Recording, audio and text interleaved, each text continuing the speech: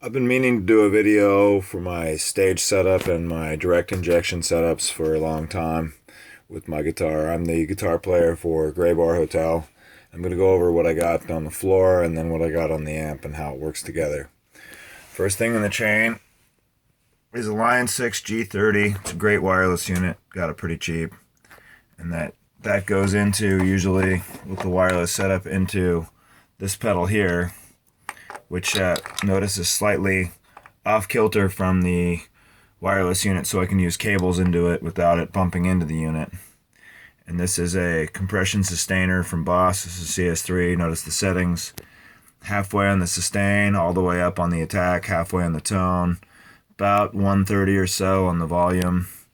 And that goes into the front end of the RP500, which is a great Digitech unit. Notice it's connected with wing nuts on with a piece of a dryer strap or whatever, or a hot water heater strap. That holds it really, really securely into the 1/8 inch, or actually it's a 1/4 inch plywood board, which is really lightweight and just about strong enough for what I need it to do.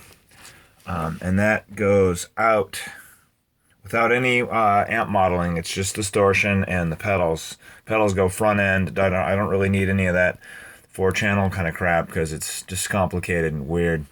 That goes into a Digitech cab driver, which is for direct injection only, which I don't use on stage. It's a great pedal for plugging directly into a board. The only problem is it doesn't go out to XLR. That'd be a better thing, but that's the way that goes. And then that snakes down into a Boss equalizer pedal, and that I have set up, as you can tell, the slight mid-range boost and a very slight volume boost for solos. That goes out into, believe it or not, one of the greatest guitar amps ever, which is a GK Backline 600 bass amp, okay? Which is weird. Notice the EQ settings. You got just a little bit of a boost on the treble, significant mid-range boost, and a little bit of a bass cutback. And the reason for that is it's a bass amp, so it's a little bit boomy on the bass, which, you know, it should be. But for a 7-string guitar, that's actually good. That's why a bass amp is actually better than a guitar amp in some ways. The boost is all the way down, the master volume's all the way up. The volume's actually taken care of by the normal channel volume. I don't use any distortion of the contour or anything like that. Out of the effects loop, we come out and we have a Sonic Stomp BBE, which is in the effects loop, which adds just that little bit of extra something to it. I found this to be a very, very, very good, very versatile stage setup. This goes into a Marshall cabinet with GT75s, just standard old school. It's a JCM 900 cabinet. Anyway, I like this setup very much. I played through a lot of different things, and this is pretty much what I'm going to be doing. Here, I'll give you one last look at it.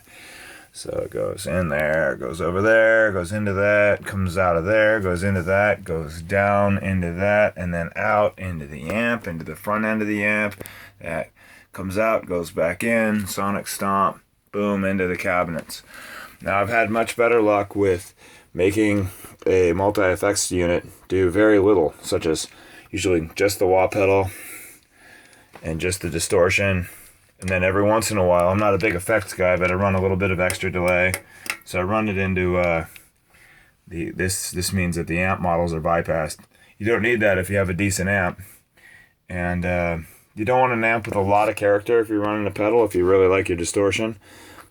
So this is kind of almost like a classic 70s setup with a modern twist, having an all-in-one effects unit that doesn't quite do everything I want it to do. I don't really like its internal compression, hence the outboard compression, and I don't really like channel switching much on stage, so I'd rather just have my gain boost be done with an equalizer pedal at the end of the chain.